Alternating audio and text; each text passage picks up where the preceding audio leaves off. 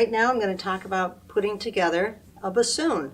The first thing you want to do when you open the bassoon case is look at how the pieces are in the case, because you want them to go back exactly the same way they came out of the case. And all bassoon cases they're a little different from one another. The pieces can be in there in different ways. So you want to make sure that you're going to remember how they came out of the box. The first piece that we put together is the boot joint, or the bottom of the bassoon.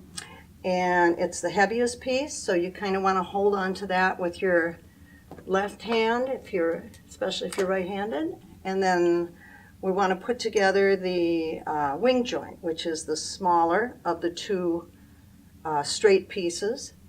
The important thing on this is that you push and twist, and that will allow you to easily rotate the joint into the bottom. There's often a little mark on the side that will help you line that up, and there is a bridge key here that you must line up in order to get the instrument to seal in the lower register. So that's the wing joint and the boot. And then we put together the long joint. Again, you rotate and push to assemble. And sometimes, depending on the weather, mostly the humidity, the season of the year, these joints can be really tough to put together and also disassemble. Also, sometimes they have cork. My bassoon has thread on the joints, but cork can swell, and the instrument can swell, and it can be really difficult to take it apart. But as long as you twist and pull, you might need one person on both sides of the piece, twist and pull, and that will get the joints apart. So the last piece is the bell, and that goes on the top. That also has a bridge key that needs to be lined up. And then we have the bocal. It's also called a crook, or it's called an S curve, but mostly we call it the bocal. It has a little nib on it, and that has a hole in it, and that has to be lined up with your whisper key pad. Again, push and twist into the joint.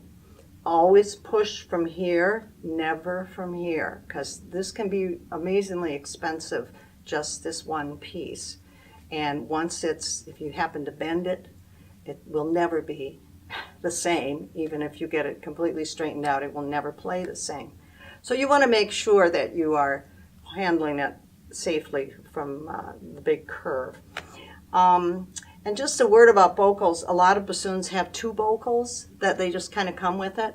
And bocals are numbered from 0 to 5, with 5 being the longest. But you can have two number 1 bocals that play completely differently. So always try, whatever bocals are in the case, try them and see if one plays better than the other, because they won't play the same. Very rarely do they play the same. Okay, so we've got the bocal in, we've got the instrument together. We have a seat strap. Seat strap is very helpful because the instrument weighs quite a bit. And that's how it goes together. You want to always be looking over the music this way, never this way. And you should be relaxed, sitting at the back of your chair, both feet on the floor, and it will be a very relaxed kind of embouchure. And we'll talk about that when we talk about the reed. I do want to disassemble it for you also. So the bocal comes off. You kind of get rid of some of the moisture, the condensation there. This comes off, no big deal. This you rotate out again. Now we get to the wing joint. In the wing joint, there's going to be water, condensation again. So you have to swab that out.